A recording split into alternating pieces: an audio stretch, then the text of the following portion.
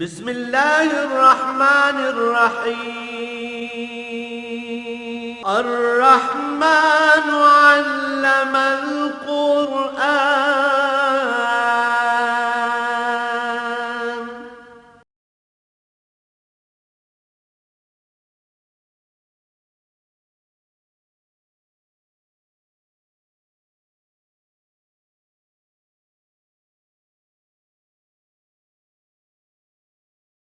الحمد للہ رب العالمین والصلاة والسلام علی حبیبہ محمد وآلہ وصحبہ اجمعین۔ اعوذ باللہ من الشیطان الرجیم، بسم اللہ الرحمن الرحیم۔ واسألہم عن القریۃ التی کانت حاضرۃ البحر اذ یعدون فی السبت اذ تأتیہم حیتانہم یوم سبتہم شرعا وَيَوْمَ لَا يَسْبِتُونَ لَا تَأْتِيهِمْ كَذَلِكَ نَبْلُوهُمْ بِمَا كَانُوا يَفْسُقُونَ وَإِذْ قَالَتْ أُمَّةٌ مِّنْهُمْ لِمَ تَعِظُونَ قَوْمًا اللَّهُ مُهْلِكُهُمْ وَمُعَذِّبُهُمْ عَذَابًا شَدِيدًا قَالُوا مَعْذِرَةً إِلَىٰ رَبِّكُمْ وَلَعَلَّهُمْ يَتَّقُونَ فلما نسوا ما ذكروا به أنجينا الذين ينهون عن السوء وأخذنا الذين ظلموا بعذاب بئيس بما كانوا يفسقون فلما عتوا عن ما نهوا عنه قلنا لهم كونوا قردة خاسئين اللهم سبحانك لا علم لنا إلا ما علمتنا إنك أنت العليم الحكيم مولا یا صلی وسلم دائما ابدا علی حبیبک من زانت بہ السرور۔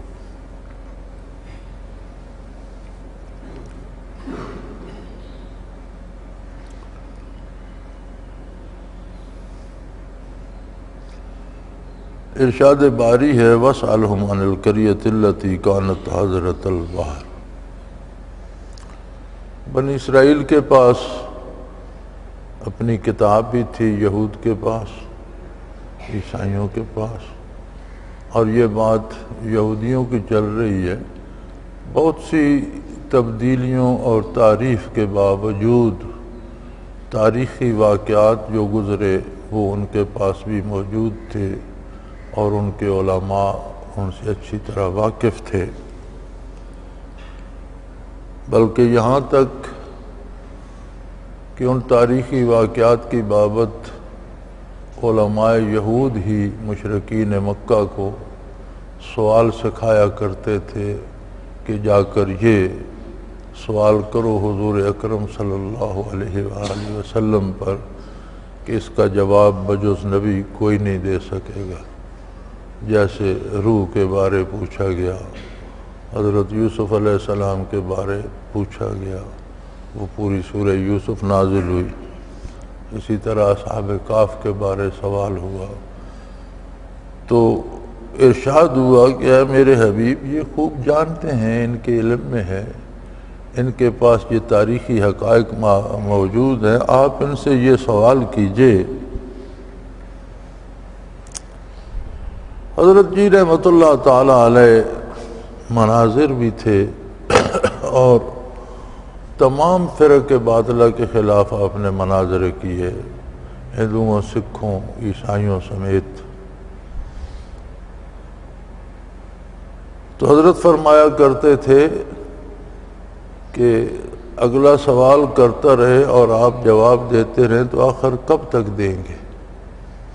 یہ تو مثال ایسی ہے کہ کوئی ایک آدمی لاٹھیاں برساتا رہے اور دوسرا برداشت کرتا رہے، تو برداشت کی ایک حد ہوتی ہے۔ اس کا سوال ٹھنڈے دل سے سنیں، سوال کا جواب دے، لیکن اس پر سوال بھی کریں۔ طریقے مناظرہ یہ ہوتا ہے کہ اگلا اعتراض کرتا ہے، آپ اس کی بات سنیں، اس کا تسلی بخش جواب دیں، اس کے ساتھ آپ بھی اس پر سوال کریں، آپ بھی اس کے سر میں ایک لاٹھی ماریں، اسے بھی کچھ سوچنا پڑے، کچھ بتانا پڑے۔ یہی طریق یہاں کتاب اللہ سے ماخوذ ہوتا ہے کہ یہ تو بار بار سوال کرتے ہیں، میرے حبیب آپ بھی ان سے سوال کیجئے، وَاسْأَلْهُمْ، آپ ان سے پوچھئے، یہ جانتے ہیں اس گاؤں کے بارے، اس آبادی کے بارے جو حاضرۃ البحر کنارے سمندر پہ تھی یا دریا کنارے تھی، جو پانی کے کنارے تھی، دریا کنارے یا سمندر کے کنارے یہودیوں کی ایک بستی تھی،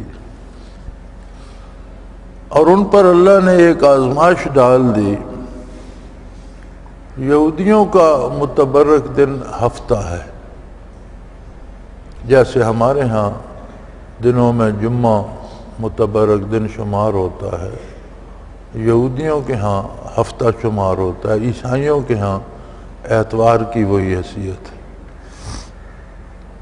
تو اللہ نے ان پر آزمائش یہ ڈال دی کہ فرمایا ہفتہ تمہارا متبرک دن ہے، تو ہفتے کے دن تو مچھلیاں نہ پکڑا کرو۔ کنارے سمندر تھے، ان کا روزگار ہی مچھلیاں پکڑنا، خوراک مچھلیاں کھانا تھی، بیشتر حصہ خوراک کا مچھلی تھی۔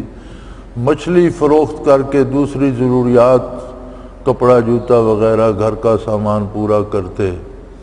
تو فرمایا کہ تم ہفتے کے دن ناغہ کیا کرو اور باقی ہفتے کے سارے دن مچھلیاں پکڑا کرو۔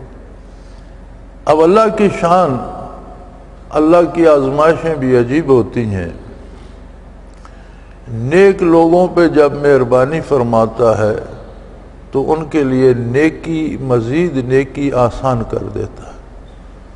وہ بظاہر وہ کتنی مشکل ہو، لیکن وہ کام آسانی سے کر لیتے ہیں، یہ اس کا احسان ہوتا ہے۔ جب بدکاروں پہ ابتلا آتی ہے تو ان کے لیے گناہ کے مواقع آسان کر دیتا ہے،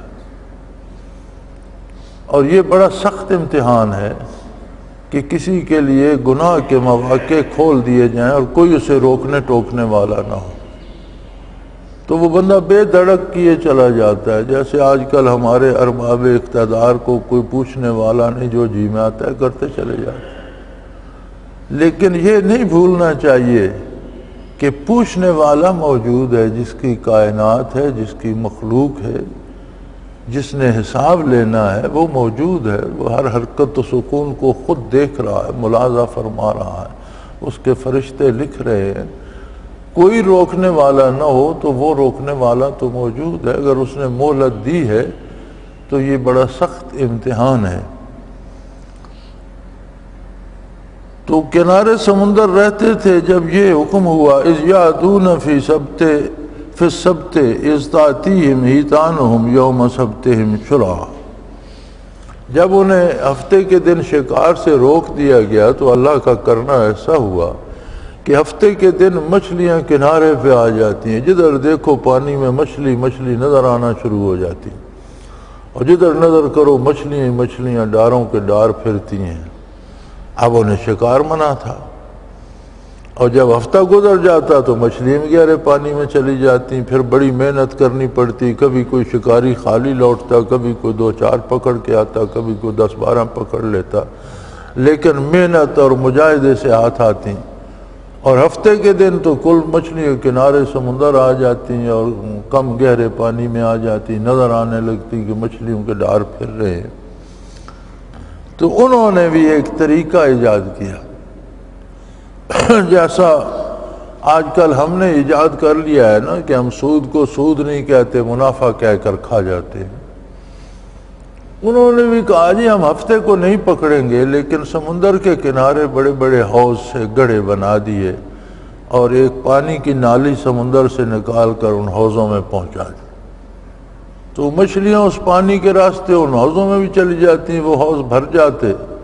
جب وہ حوض بھر جاتے تو درمیان میں کوئی سل وغیرہ رکھ کے وہ نالی بند کر دیتے، اور پھر دوسرے دن پکڑ لیتے۔ وہ پھر انہوں نے حوض سے کہاں جانا ہے، سب پکڑی جاتی۔ تو وہ ذکر اللہ کریم ارشاد فرمائے ربی ان سے پوچھو کہ تمہاری جو وہ قوم تھی اور تمہارے جو لوگ تھے، تم وہ لوگ ہو کہ جب تم پر ہفتے کا امتحان ڈالا گیا، آزمائش ڈالی گئی، تو ہفتے کے دن تو مچھلیاں بے شمار آ جاتی تھیں، وَيَوْمَ لَا يَسْبِتُونَ لَا تَأْتِيهِمْ، اور جس دن ہفتہ نہیں ہوتا تھا تو مچھلی نظر کوئی نہیں آتی تھی، ڈھونڈنے سے، تلاش کرنے سے ملتی تھی، مشکل ہو جاتا تھا۔ كَذَلِكَ نَبْلُوهُمْ بِمَا كَانُوا يَفْسِقُونَ، ایسا کیوں کیا گیا؟ فرمایا ہم نے کیا ایسا کہ یہ بدکار قوم تھی، تو بدکاروں کو مزید آزمائش میں جب ڈالا جاتا ہے تو ان کے لیے گناہ کے مواقع آسان کر دیے جاتے ہیں۔ اگر یہ نیک ہوتے، اطاعت گزار ہوتے تو اللہ کریم انہیں گناہ سے بچنے میں مدد فرماتے، لیکن یہ اللہ کے نافرمان تھے، فاسقین تھے۔ فاسق کہتے ہیں نافرمان کو، تو اللہ کے نافرمان تھے، فاسق تھے، بدکار تھے، سو اللہ نے ان پر یہ آزمائش ڈال دی کہ جس دن پکڑنا منع تھا بے شمار مچھلیاں کنارے پہ آ جاتی ہیں، اور جب پکڑنا منع نہیں تھا ان دنوں میں غائب ہو جاتی ہیں۔ تو فرمایا یہ ان پر آزمائش تھی اس لیے کہ وہ اللہ کے نافرمان تھے، اور یہ بڑی سخت آزمائش ہے کہ کسی کو اللہ کی نافرمانی کی یہ سزا دی جائے کہ اس پر گناہ کے مواقع آسان کر دیے جائیں۔ یہ بہت سخت آزمائش ہے۔ تو جب انہوں نے اس طرح پکڑنی شروع کی تو سب لوگ اس میں نہیں تھے، 3 طبقے بن گئے لوگوں کے۔ ایک وہ جو مچھلیاں قید کر لیتے اور پھر ہفتہ بھر اس کو پکڑ کر کھاتے رہتے، دوسرے وہ لوگ جو انہیں اس سے روکتے کہ بھئی یہ ظلم نہ کرو، یہ زیادتی ہے۔ جب تم نے پتھر رکھ کے راستہ بند کر دیا تو وہ پکڑی تو گئی، اب یہ بہانہ کرنے کی کہ ہم نے پکڑی نہیں، پانی میں ہے، تو اللہ کے نزدیک اس طرح کے بہانے تو نہیں چلتے۔ جب تم نے انہیں قید کر لیا تو وہ پکڑی گئی، تم نافرمانی کر رہے ہو اللہ کی اور اس کا عذاب آئے گا، ایسا نہ کرو۔ درمیان میں کچھ لوگ تھے جو کہتے تھے بھئی تمہیں کیا، پکڑتے ہیں تو پکڑتے رہیں، وہ جانے اللہ جانے، تم انہیں منع کیوں کرتے ہو؟ وَإِذْ قَالَتْ أُمَّةٌ مِّنْهُمْ لِمَ تَعِظُونَ قَوْمًا اللَّهُ مُهْلِكُهُمْ وَمُعَذِّبُهُمْ عَذَابًا شَدِيدًا۔ وہ تیسرے طبقے والے جو منع کرتے تھے ان کو کہنے لگے لِمَ تَعِظُونَ قَوْمًا اللَّهُ مُهْلِكُهُمْ، ایسے لوگوں کو کیوں واعظ کرتے ہو، کیوں نصیحت کرتے ہو جن کو اللہ تباہ کرنا چاہتا ہے؟ جو کچھ یہ کر رہے ہیں اس کا نتیجہ عذاب الہی ہوگا، اللہ ان کو تباہ کرنا چاہتا ہے، تو آپ ان کو کیوں چھیڑتے ہو؟ انہیں کرنے دو، اللہ انہیں تباہ کرے گا۔ او معذبہم عذابا شدیدا، یا ان پر کوئی بہت سخت عذاب نازل فرمائے گا، تو آپ انہیں تبلیغ کیوں کرتے ہو، واعظ کیوں کرتے ہو، انہیں کیوں سمجھانے کی کوشش کرتے ہو؟ انہوں نے کہا کہ یہ سمجھیں یا نہ سمجھیں یہ تو ان کے نصیب کی بات ہے، ہم اس لیے انہیں روکتے ہیں قالوا معذرۃ الی ربکم، کہ ہم آپ کے پروردگار کے سامنے ہمارا عذر قبول ہو جائے کہ اے اللہ ہم نے خود پکڑی بھی نہیں اور پکڑنے والوں کو منع بھی کیا ہے۔ ہم یہ ذمہ داری سمجھتے ہیں کہ جائز کو جائز اور ناجائز کو ناجائز کہا جائے، ناجائز کرنے والے کو پیار سے سمجھایا جائے کہ بھئی یہ کام جو کر رہے ہو یہ درست نہیں ہے۔ یہاں اللہ نے جو لفظ استعمال فرمایا ہے، وہ قرآن کریم نے جو لفظ استعمال فرمایا وہ ہے تعظون، یہ واعظ سے ہے، نصیحت۔ واعظ کا معنی ہوتا ہے نصیحت، اور نصیحت ہوتی ہے خیر خواہی کے جذبے سے۔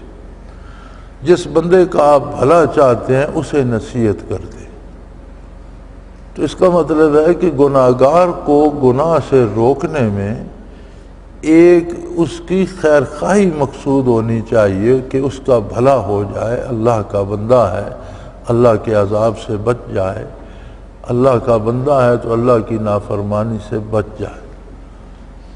یہاں ایک قصور ہم سے یہ ہو جاتا ہے کہ ہم یہ سمجھتے ہیں کہ میں نے فلاں کو توبہ کرا کے چھوڑی، گویا میری فتح ہو گئی اور وہ ہار گیا۔ تو یہ واعظ کی یا عالم کی یا پیر صاحب کی یا نصیحت کرنے والے کی فتح شکست کا معاملہ نہیں ہے، یہ معاملہ عظمت الہی کا ہے۔ تو جب واعظ کیا جاتا ہے اس غرض سے کہ دل میں یہ جذبہ ہو کہ اللہ کرے لوگوں کو فائدہ ہو اس سے اور ان کے حالات بہتر ہو جائیں اور وہ اللہ کی نافرمانی سے نکل جائیں تو اللہ کریم مہربانی فرماتے ہیں اگلوں کو فائدہ ہوتا بھی ہے۔ اور جب اپنا روب جمانے کے لیے لچھے دار تقریریں کی جائیں اور بڑے بڑے مشکل الفاظ استعمال کیے جائیں اور جگہ جگہ شعروں سے اس کو سجایا جائے، غرض یہ ہو کہ سننے والے کہیں جی بس تقریر کی، کمال کیا، تو اس کا نتیجہ یہ ہوتا ہے کہ آپ سامعین سے جب وہ تقریر سن کے باہر نکلتے ہیں تو بے شک تجربہ کر لیجئے گا، کسی سے پوچھئے گا کہ کیسی تقریر، تو کہتے ہیں بڑی غضب کی تقریر تھی، بہت اچھی تھی۔ یہ پوچھ لو کہ اس نے کہا کیا، کہتے ہیں یار یہ تو مجھے نہیں چلا۔ یعنی تقریر کی تعریف کریں گے، اس کا مفہوم کیا ہے، اس کا ماحصل کیا ہے، کیا کہا انہوں نے، کس کام سے روکا، کس کام کے کرنے کو کہا، یہ کسی کو نہیں پتہ ہوتا۔ اس کی وجہ یہ ہوتی ہے کہ تقریر کرنے والا اپنے مقرر ہونے کا روب ڈال رہا ہوتا ہے، اپنی بیان کے زور بیان کی دکھاوا بنا رہا ہوتا ہے کہ میں نے اتنی تقریر کی، میں نے یہ کر دیا، وہ کر دیا۔ مقصد یہ نہیں ہونا چاہیے، مقصد یہ ہونا چاہیے کہ یہ اللہ کی مخلوق ہے، اللہ اسے اپنے عذاب سے بچا لے، یہ بھی انسان ہے، میرا بھائی ہے۔ تو کوئی ایک اللہ کا بندہ اگر میری نصیحت سن کر بچ گیا تو شاید اس کے طفیل اللہ مجھے بھی معاف فرما دیں گے۔ میں بھی انسان ہوں، میں بھی خطا کار ہوں۔ دنیا میں کوئی ایک بندہ ایسا نہیں ہے جس کا جنت پر حق بنتا، کسی کا کوئی حق نہیں۔ نبی علیہ الصلوۃ والسلام نے ارشاد فرمایا کہ جنت میں سوائے اللہ کی رحمت کے کوئی داخل نہیں ہوگا، وہ داخل ہوگا جسے اللہ انعام میں جنت دیں گے، اس پر رحمت فرمائیں۔ تو حبیب کبریاء ام المومنین حضرت عائشہ صدیقہ رضی اللہ عنہا نے عرض کی یا رسول اللہ آپ بھی؟ فرمایا میں بھی۔ تو وہ بڑی حیران ہوئی، تو انہوں نے عرض کی یا رسول اللہ کی مخلوق تو آپ کی شفاعت سے جنت میں جائے گی، آپ کے طفیل جنت میں داخل ہوگی۔ فرمایا تو کیا یہ رحمت الہی نہیں ہے؟ اگر مجھے اللہ نے یہ مقام بخشا ہے تو یہ بھی تو اس کی رحمت ہے نا، پھر رحمت کے بغیر تو کوئی کام نہ بنا۔ تو بندہ جتنی بھی اطاعت کر لے وہ اس سے زیادہ مزدوری پہلے حاصل کر چکا ہے۔ وہ مالک الملک جس نے چھوٹے چھوٹے سلوں کو، ایک ذرے میں بھی لاکھوں سیل ہوتے ہیں، ان سلوں کو روئے زمین سے جمع کر کے صلب پدر میں، شکم مادر میں جمع کر دیا اور اسے اس سے ایک جیتا جاگتا انسان بنا دیا، پھر اسے اتنی نعمتیں دی، دماغ، حواس خمسہ، عزت و آبرو، مال و دولت، جوانی، زندگی، اولاد، گھر بار، اتنی نعمتیں دیں کہ قرآن کریم فرماتا یا ایھا الناس اعبدوا ربکم الذی خلقکم، لوگوں اپنے اس پروردگار کی عبادت کرو جس نے تمہیں عدم سے وجود دیا، خلقکم، تم کو پیدا کیا، بے شمار نعمت عطا فرمائی اور مسلسل عطا فرمائے جا رہا ہے۔ ربکم، اب بھی تمہارا رب وہی ہے، پروردگار وہی ہے، ساری نعمتیں وہی دے رہا ہے، لہذا اس کی عبادت کرو۔ تو عبادت جو ہے یہ ان نعمتوں کا شکر ہے جو اللہ نے ہمیں دی ہیں۔ مزید جو عطا فرمائے گا، جنت عطا فرمائے گا، یہ اس کا مزید انعام اور مزید رحمت ہوگی، ہمارا حق نہیں بنتا۔ کوئی بندہ اپنی عبادت سے جو کچھ لے چکا ہے اس کا حق بھی ادا نہیں کر سکتا۔ لہذا ہر بندے کو، وہ پیر صاحب ہوں، مولانا صاحب ہوں، مفتی صاحب ہوں، عام آدمی ہو، ہر بندے کو یہ احساس رہنا چاہیے کہ میں اللہ کی رحمت کا امیدوار ہوں، اللہ مجھ پہ رحم فرمائے تو بات بنے گی۔ اور پھر یہ توفیق عمل اور نیکی کی توفیق، روزہ رکھنے کی توفیق، تراویح پڑھنے کی توفیق، شب بیداری کی توفیق، سجدے کرنے، یہ سب بھی تو وہ توفیق عطا کرتا ہے تب کام ہوتا ہے۔ جن سے لے لیتا ہے، لوگ کہتے ہیں یہ نماز نہیں پڑھتے، میں کہتا ہوں جو نہیں پڑھتے انہیں وہ توفیق نہیں، وہ پسند نہیں کرتا کہ یہ میرے دروازے پہ سجدہ ریز ہو۔ پتہ نہیں کس وجہ سے انہوں نے کیا گستاخی کی، کیا گناہ سرزد ہوا، کون سا جملہ ان کی زبان سے نکل گیا کہ اللہ نے توفیق سلب کر لی۔ تو ایسے لوگوں کو توبہ کرنی چاہیے، اللہ سے معافی مانگنی چاہیے کہ اللہ مجھے توفیق دے میں تیری بارگاہ میں سجدہ کر سکوں، مجھے توفیق دے میں تیرا حکم پورا کر سکوں، روزہ رکھ سکوں، مجھے توفیق دے میں راتوں کو اٹھ کر تجھے یاد کروں، مجھے توفیق دے میں تنہائی میں بیٹھ کر تیرا نام لیا کروں، تجھ سے اپنے دکھ سکھ کہوں، اپنی باتیں کہوں، اپنے دل کی باتیں کروں، اللہ مجھ پر مہربانی فرما۔ یہ دعا کرنی چاہیے۔ تو کچھ لوگوں نے کہا یار کیا کرتے ہو، ہم تو پکڑتے نہیں، تم بھی نہیں پکڑتے ہو، تو جو پکڑتے ہیں انہیں پکڑنے دو، ان پر اللہ کا عذاب آ جائے گا، تم کیوں منع کر؟ انہوں نے کہا منع اس لیے کرتے ہیں معذرتاً الی ربکم ولعلکم یتقون۔ دو وجہ ہیں۔ ایک وجہ تو یہ ہے کہ اللہ کے نزدیک ہمارا عذر قبول ہو جائے کہ اللہ ہم نے خود بھی گناہ نہیں کیا اور گناہ کرنے والوں کو بھی سمجھانے کی کوشش کی ہے کہ گناہ نہ کرو، تو اللہ ہمارا یہ عذر قبول فرمائے۔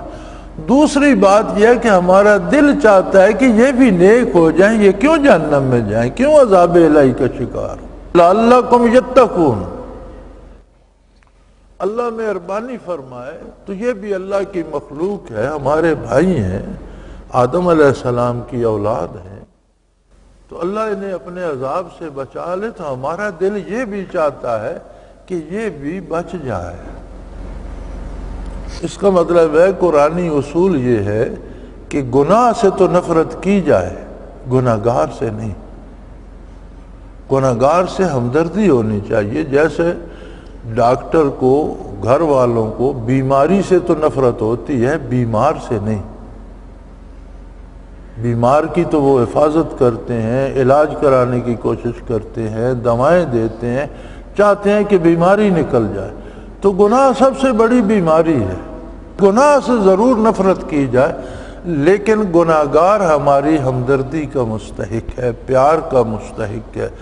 اگر ہم اسے طعنے دیں گے تو وہ مزید دور جائے گا، اگر ہم اس سے پیار کریں گے تو ایک بندہ دن میں 10 غلطیاں کرتا ہے، 10 گناہ کرتا ہے، اگر وہ ایک بھی چھوڑ دے، 9 پہ بھی آ جائے تو کچھ بھلا تو اس کا ہو گیا۔ سارے لوگ ہم چاہیں کہ بایزید بستامی بن جائیں تو یہ تو ممکن نہیں ہے، سارے لوگ پارسا نہیں ہو جاتے، لیکن اگر 10 گناہوں سے ایک بھی چھوڑ دے تو شاید اللہ اس پہ رحم فرمائے، وہ مزید ایک ایک کر کے چھوڑنے لگ جائے، اور ایک وقت ایسا آئے کہ وہ سارے چھوڑ دے۔ تو گناہگار ہماری دعا کا بھی مستحق ہے، ہماری ہمدردی کا بھی مستحق ہے، حتیٰ کہ کافر کے لیے بھی ہدایت کی دعا کرنا یہ بہت اچھی بات ہے کہ یا اللہ یہ بھی انسان ہے، یہ بیچارہ کفر میں پھنسا ہوا ہے، اسے ہدایت دے۔ ہاں کفر پہ مر جائے پھر وہ دعا کا حقدار نہیں، کفر پہ مر جائے تو مرنے کے بعد یا اللہ اسے بخش دے، اس کا اسے حق نہیں ہے، کیونکہ اس نے زندگی بھر اللہ کی عظمت کو قبول نہیں کیا۔ تو اگر کفر پہ مر گیا تو پھر دعا سے محروم ہو گیا، لیکن کافر کے لیے بھی یہ تمنا کرنا کہ یہ توبہ کر لے، یہ اچھی بات ہے۔ تو اب اگر اس نقطہ نظر سے دیکھا جائے تو اسلام میں کہاں گنجائش ہے کہ آپ کسی کو قتل کرتے پھریں کہ یہ کافر ہے اسے گولی مار دو، گولی مارنے کا تو حق نہیں ہے۔ اور اب تو کافر کی بات تو جانے دو، مسلمان ایک دوسرے کو گولیوں سے اڑا رہے ہیں، یہ اچھا آدمی نہیں ہے اسے مار دو، اور یہ فلاں اسے مار دو، مساجد میں بم پھٹ رہے ہیں، یہ بریلویوں کی ہے، یہ دیوبندیوں۔ ان المساجد للہ، یقیناً مسجدیں اللہ کی ہے، نہ کوئی دیوبندیوں کی ہے، نہ بریلویوں کی ہے، نہ اہل حدیثوں کی. خواہ مخواہ انہوں نے بورڈ لگا رکھے. ہر مسجد اللہ کی ہے، اللہ کا گھر ہے، اللہ کا کوئی بھی بندہ اس میں آ سکتا. حضور اکرم صلی اللہ علیہ وسلم کے پاس عیسائیوں کا وفد آیا تو آپ کا تو عبادت خانہ بھی مسجد نبوی تھی اور تخت علی بھی مسجد نبوی کا مصلی ہی تھا. سفیر آتے تھے تو مسجد نبوی میں ملاقات ہوتی تھی. قوم کے فیصلے ہوتے تھے صلح کے، جنگ کے، تو مسجد نبوی میں ہوتے تھے. قانون نافذ کرنے کی بات ہوتی تھی تو مسجد نبوی میں ہوتی تھی. وہی آتی تھی تو مسجد نبوی میں ارشاد فرمایا جاتا تھا کہ یہ حکم آیا ہے سب کے لیے، یہ حکم ہے. مسجد صرف نماز کے لیے نہیں ہوتی، مسجد مسلمانوں کا ایک مرکز ہے، تمام درد اور دکھ کی دوا وہاں ہوتی ہے. تعلیم و تعلم مسجد میں ہوتا تھا، پڑھائی مسجد میں ہوتی تھی، قوانین مسجد میں بنائے جاتے، نافذ کیے جاتے تھے. سفیر مسجد میں آتے، ملاقاتیں کرتے، ٹھہرتے تھے مسجد میں. کافروں کے سفیر مسجد نبوی میں حضور ٹھہراتے تھے. عیسائیوں کا ایک وفد آیا، اسے حضور نے مسجد میں ٹھہرایا. رات کو ان میں سے کوئی بندہ اٹھا، اس نے سین مسجد میں پیشاب کر دیا. اب وہ عیسائی تھا، اس کے ذہن میں مسجد کا وہ تصور تھا ہی نہیں، یا شرارتاً اس نے ایسا کیا، اللہ ہی بہتر جانے. لیکن رات کو ان میں سے ایک نے اٹھ کے پیشاب کر دیا. صبح پتہ چلا، سیدنا فاروق اعظم رضی اللہ عنہ بہت غصے میں ہو گئے. فرمایا اس کا سر مار دینا چاہیے، اس نے شرارت کر کے مسجد نبوی کی توہین کی ہے. آپ نے فرمایا نہیں. حضور اکرم صلی اللہ علیہ وسلم نے فرمایا کہ جتنی جگہ پیشاب سے آلودہ ہوئی ہے وہاں سے مٹی کھود کر ساری مٹی باہر پھینک دو اور جگہ برابر کر. اسے کچھ نہ کہو، اسے مسجد کے احترام کا پتہ نہیں ہے، اس کے لیے دعا کرو، اللہ اسے بھی سکھا دے. اس حد تک تو اسلام نے برداشت کی تربیت دی ہے. آج ہم ذرا ذرا سی بات پر بندے کو کافر بنانے پہ لگے ہوئے ہیں. یار کافر کو مسلمان بنانا تو کوئی بات ہے. کوئی کہتا ہے میں مسلمان ہوں تو وہ جیسا بھی ہے وہ جانے، اس کا رب جانے. آپ اس کے پیچھے کیوں لگ گئے کہ نہیں تم مسلمان نہیں تم کافر؟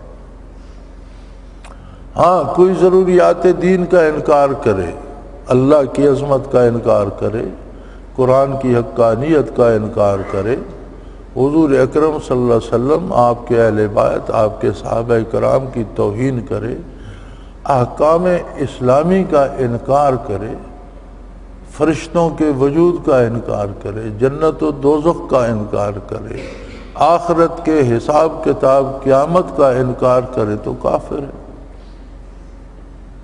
لیکن اگر یہ سب کچھ نہیں کرتا تو گناہگار ہے، تو گناہگار سے ہی مسلمان تو ہے، بیچارے کو کیوں کافر بتاتے؟ کوشش کرو کہ گناہگار کو گناہ سے نیکی کی طرف لے آؤ، نہ یہ کہ اسے دھکا دے کر کفر کی طرف لے. اور یہ قتل عام جو ہمارے ملک میں ہو رہا ہے اس کا تو کوئی جواز ہی نہیں. کوئی شخص اس کے جواز کی بات نہیں کر سکتا. یہ سراسر ناجائز اور حرام ہے. بے گناہ اور معصوم لوگوں کو سر راہ قتل کرنا کون سا دین ہے؟ بہرحال انہوں نے دو باتیں کی کہ ہم ایک تو اس لیے انہیں منع کرتے ہیں کہ اللہ کے نزدیک ہمارا حق تو ادا ہو جائے، ہماری طرف سے عذر ہو جائے کہ اللہ ہم نے پکڑی بھی نہیں مچھلیاں اور پکڑنے والوں کو روکا بھی ہے. اور دوسری بات یہ ہے کہ ہمارا دل یہ چاہتا ہے کہ یہ بھی نیک ہو جائیں، گناہ کو چھوڑ دیں. فَلَمَّا نُسُوا مَا ذُكِّرُوا بِهِ أَنْجَيْنَا الَّذِينَ يَنْهَوْنَ عَنِ السُّوءِ. اب قرآن کریم نے عجیب انداز اپنایا ہے۔ قرآن کریم فرماتا ہے جب وہ بالکل ہی رب کی بات بھول گئے، انہیں پرواہ ہی نہیں رہی کہ اللہ نے ہمیں منع کیا ہے یا نہیں کیا، بے دریغ گناہ پہ دلیر ہو گئے، تو ہم نے جو لوگ برائی سے روکتے تھے ان کو بچا لیا۔ وَأَنْجَيْنَا الَّذِينَ يَنْهُونَ عَنِ السُّوءِ، جو لوگ برائی سے منع کرتے تھے اور انہیں روکتے تھے ان کو تو نجات دے دی، ان کو عذاب سے بچا لیا۔ وَأَخَذْنَا الَّذِينَ ظَلَمُوا بِعَذَابٍ بَئِيسٍ بِمَا كَانُوا يَفْسُقُونَ، اور جو لوگ ظلم کرتے تھے، ہفتے کو مچھلیاں پکڑتے تھے، ان کو ہم نے ایک بڑے سخت عذاب میں پکڑ لیا، اس لیے کہ وہ بدکار تھے، برائی کرتے تھے۔ اب قرآن کریم نے بڑا خوبصورت انداز اپنایا ہے، جو مچھلیاں پکڑتے بھی نہیں تھے اور پکڑنے والوں کو منع نہیں کرتے تھے ان کا ذکر ہی نہیں فرمایا، یعنی انہیں قابل ذکر ہی نہیں سمجھا۔ ایک بندہ خود گناہ نہیں کرتا لیکن دوسرے کو گناہ کرنے سے روکتا بھی نہیں، تو قرآن کریم نے اسے اس قابل نہیں سمجھا کہ اس کا ذکر کیا جائے۔ اب یہ رب بھی جانے کہ وہ منع نہ کرنے والے ہلاک ہو گئے یا بچ گئے، قرآن نے ان کا ذکر نہیں کیا، تیسرے طبقے کو چھوڑ دیا، دو طبقوں کا ذکر کیا، جو منع کرتے تھے ان کو بچا لیا اور جو باز نہیں آتے تھے ان کو ایسا عذاب دیا کہ ذلیل کر کے رکھ دیا۔ کیا عذاب دیا؟ فرمایا فَلَمَّا أَتَوْا عَمَّا نُهُوا عَنْهُ قُلْنَا لَهُمْ كُونُوا قِرَدَةً خَاسِئِينَ، جب وہ اس سے باز نہ آئے اور حد سے بڑھ گئے، ہر بات کی ایک حد ہوتی ہے۔ کسی بہت بڑے جہاز میں آپ ایک ایک کنکر ڈالنا شروع کر دیں، ڈالتے جائیں ڈالتے جائیں، اخیر ایک وقت آئے گا کہ وہ اتنے کنکر ہو جائیں کہ وہ ان سے ہی ڈوب جائے گا، کہنے کو کنکر ہے لیکن مسلسل ڈالتے رہے۔ گناہ کی یہی مثال ہے، مسلسل کرتے رہنے سے آخر بندہ تباہ ہو جاتا ہے۔ غلطی ہو جائے، جہالت ہے، توبہ کا دروازہ کھلا ہے، اللہ کی طرف رجوع کرے، آئندہ وہ غلطی کرنا چھوڑ دے، گزشتہ کی معافی طلب کرے، اللہ کریم ہے، نیکی کی توفیق دے دے۔ لیکن مسلسل گناہ، اصرار علی الذنب، گناہ کرتے ہی جانا کرتے ہی جانا کرتے ہی جانا۔ فرمایا جب حد سے گزرے تو ہم نے حکم دیا کونوا قردۃ خاسئین، تم ذلیل بندر بن جاؤ۔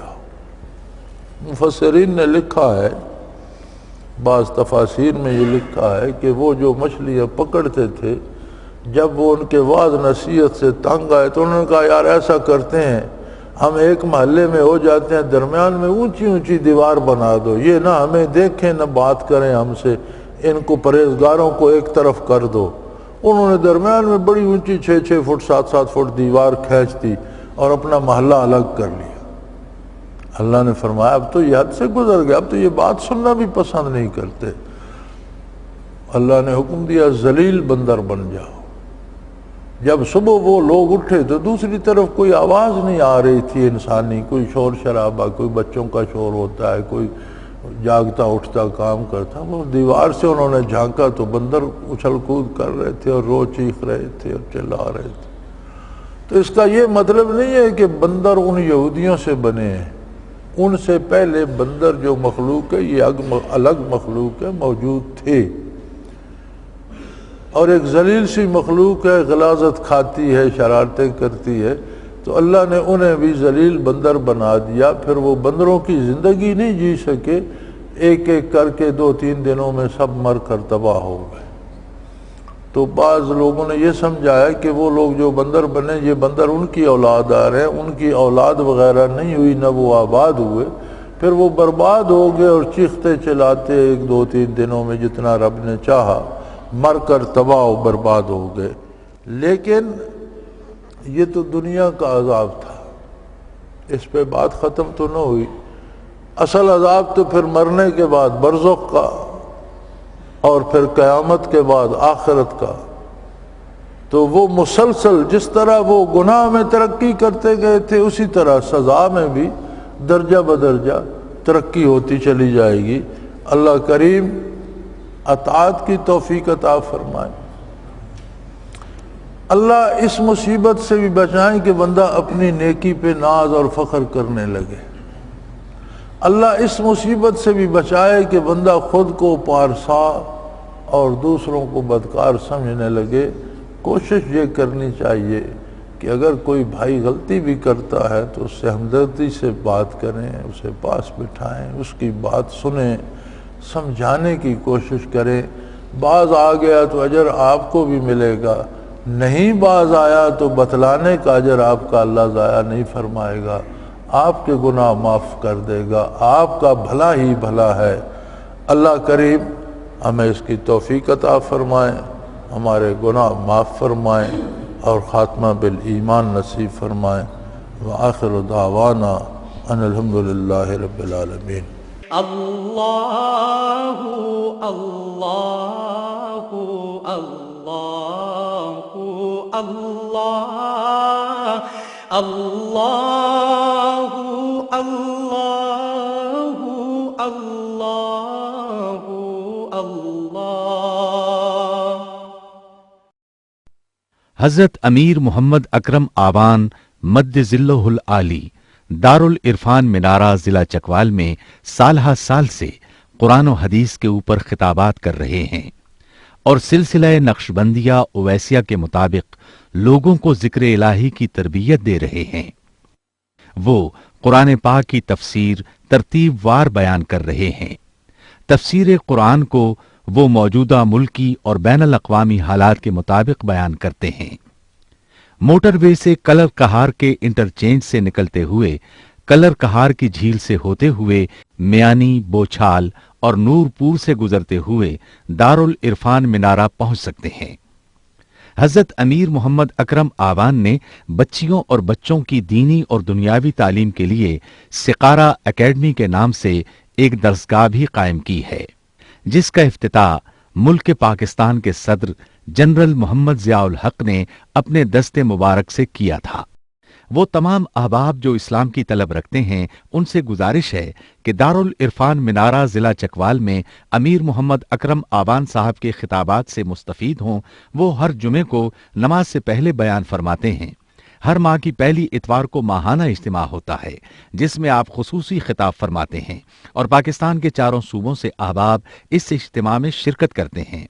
اس کے علاوہ یہاں سال میں 2 مرکزی اجتماعات بھی ہوتے ہیں، ایک رمضان المبارک میں اعتکاف کا اجتماع اور دوسرا جولائی اور اگست میں 40 دن کا اجتماع ہوتا ہے جس میں روحانی تربیت کی جاتی ہے۔ اپنا خون سیماب دے کر اتنا ہم کر جائیں گے، نام آقا کا چمن میں پھر رقم کر جائیں گے۔